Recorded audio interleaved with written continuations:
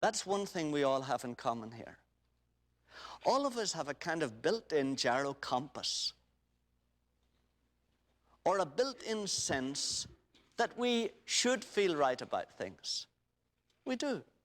However wrong everything is, we feel we're meant to feel right about things. We're meant to feel good about things. We're meant to have a sense of rightness in life.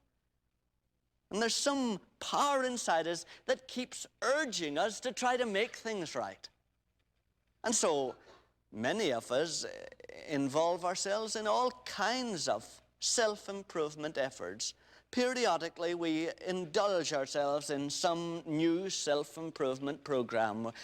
We decide to lose weight, or we decide to gain weight, or we decide we'd better eat better food, or we try to sleep more regularly so that we will be less irritable with the people at work the next day.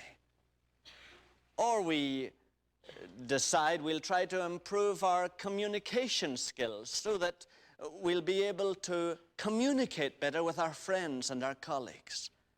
So I think it's true, isn't it, that all of us are anxious to get things right in our lives. Or if we think we can somehow deal with the worries and anxieties by doing courses on how to invest our funds more wisely so that we can ensure a right return for our money when we grow past the age of working, then we do that. Some others of us feel, well, a lot of the attitudes that I have that make me feel not right or give me a sense of discomfort are the attitudes that come from failing to live up to certain standards that religion has. And so we decide we'll go on a self-improvement course that way. And we try to discipline ourselves to live up to the standards of the Sermon on the Mount or the standards of the ancient philosophers. So many of us are involved in self-improvement courses to try to get things right in our lives. Others of us go the other way completely, the opposite way. We claim to be existential, and we join the old existential writers, and we say, let's face it, human nature is cruddy, just cruddy. And you just have to face it. We are self-assertive monsters.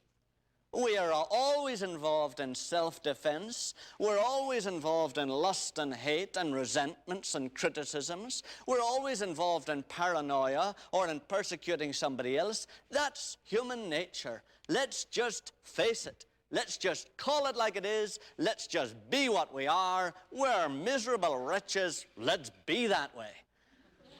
And maybe sometime, at some point in the universe, the whole 3.5 billion of us will be howling like mad at each other, and at that point we'll reach some point of euphoria or incredible peace that we never imagined before, if we just let it all hang out and express what we feel.